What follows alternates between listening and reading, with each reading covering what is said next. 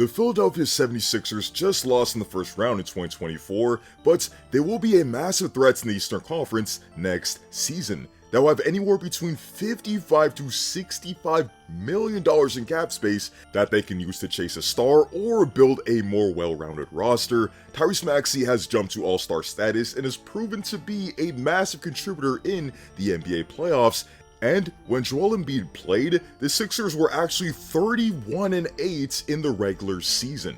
In this video, we'll discuss the plan the Sixers have for this offseason that can catapult them into one of the best teams in the NBA. Before we begin, be sure to leave a like on the video, as each like makes a massive difference for the channel, and be sure to sub to the channel for even more content like this. Heading into the 2025 NBA season, the Sixers will only have 4 players on the roster and can have up to $65 million in cap space if they renounce the cap holds on their free agents. Because of this, they've been rightfully linked to all-star wing Paul George, a player who can fit seamlessly as a third option to both Tyrese Maxey and Joel Embiid. PG-13 just came off a season where he played the most games he's ever played in the Clippers uniform at 74, while averaging 23 points, 5 rebounds and 4 assists on 47% shooting and 41% from 3. He's obviously valuable to the Sixers as a self-creator who can operate as a 3-level scorer and is also a sensational shooter. This past season, Paul George attempted most of his threes on catch-and-shoot attempts and connecting on 45% of them.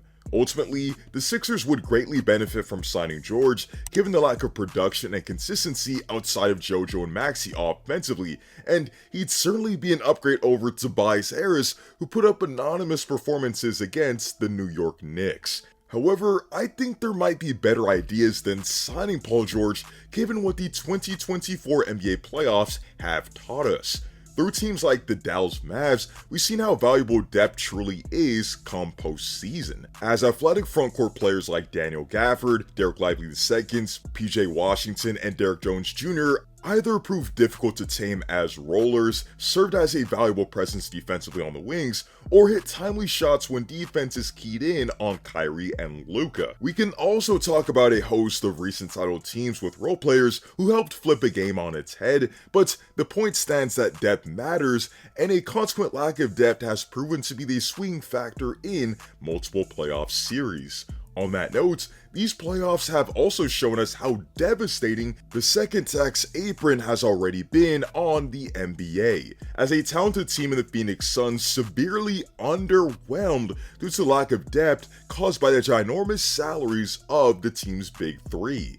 Booker, Beal, and Durant will combine for over $150 million next season, which is more than the entire payroll of 14 other NBA teams, which means they'll continually be limited in getting needed depth. Keep in mind, the second tax apron is also why a team like the Denver Nuggets, who have practically done everything right in the rebuild, had to let go of Bruce Brown and Jeff Green in the past off-season, got worse off because of it, and might even have to let KCP walk in free agency as well. Just as a reminder why teams don't want to cross that second tax apron teams can't trade their first round picks 7 years out into the future. They don't have access to the tax player mid-level exception, cannot involve cash in trades, cannot acquire a player via sign and trade, and a team's first round pick will be moved to the end of the first round if they remain in the second apron for 3 out of 5 seasons. Given all that, I think it would be wiser for the Sixers to stay clear of Paul George, who would be a 34-year-old eating a ton of the team's salary, and also stay clear of getting into a bidding war for OG Anunoby, who will be commanding a ton of money. Rather, a dream scenario would be for the Sixers to call up the Brooklyn Nets and offer whatever amount of first-round picks necessary to land Mikal Bridges. Mikal Bridges is an outstanding player who was best suited being an athletic 3-and-D wing who can play off his stars due to his off-ball ability, and he's perfect for the Sixers because he makes significantly less than Bron, PG, Jimmy, OG, or whoever the Sixers might target in free agency. The Sixers would absorb his salary here and still would have cap space to sign other free agents. But before we get into that, here's a brief word from our partner, Mint Mobile. Mint Mobile is a premium wireless service that offers flexible plans as low as $15 a month and offers you service on the nation's largest 5G network. You can choose a monthly plan that's just right for you, and your unlocked phone and current phone number are welcome. Switching your plan just takes 15 minutes, and if you want to save big on a wireless provider, use my link on the screen, which will also be in the description. An ideal target in free agency after acquiring Mikal Bridges would be KCP, another valuable 3-and-D player with championship experience who hasn't shown any signs of slowing down. Then, the Sixers can look at guys like Caleb Martin, Royce O'Neal, etc., while signing new deals with Kelly Oubre, DeAnthony Melton, etc. to round out that roster.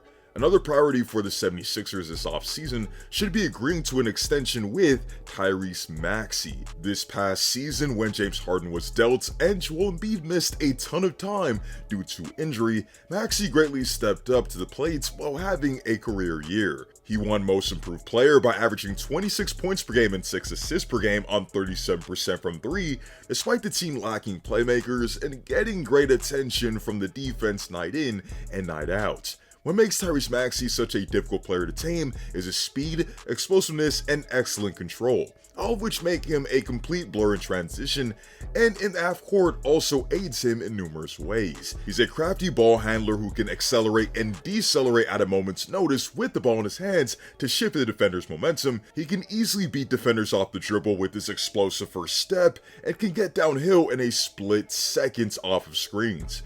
Moreover, what's also impressive about him is how quickly he operates when the ball touches his hands. You rarely ever see Maxey over-dribble the ball or be a black hole on offense. Rather, we've always seen him operate very quickly off the catch, moving off the ball and killing it as a catch-and-shoot three-point shooter. Additionally, Maxey is an incredible shooter. He's a career 40% three-point shooter with range and shot 39% on 145 step-back threes this past season and 50% on step-back threes in the NBA playoffs. Because he's improved each season, is already one of the best guards in the league, is only 23, and proved to be an incredible performer in these NBA playoffs, Maxey deserves the rookie max extension, and it definitely helps that the Sixers have his full bird rights. Regardless of which route the Sixers go this offseason, they will be massive threats in the NBA next season. They have a great duo in Tyrese Maxey and Joel Embiid, will potentially have more athleticism depth pieces in the front court, and potentially even another playmaker to capitalize off the opportunities of their two stars, while also being difference makers come playoff time. Nick Nurse is a good coach, the team finished with the 11th best defensive rating last season and can get even better with a fully healthy Joel Embiid, and they're pretty much a lock to improve offensively if Embiid obviously plays more than half the season.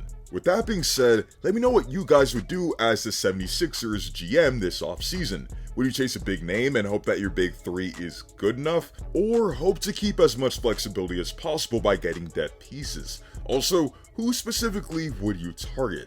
Let me know in the comment section down below. Be sure to leave a like on the video as each like makes a massive difference for the channel, and be sure to sub to the channel for even more content like this. Hope to see you all in the next one, and stay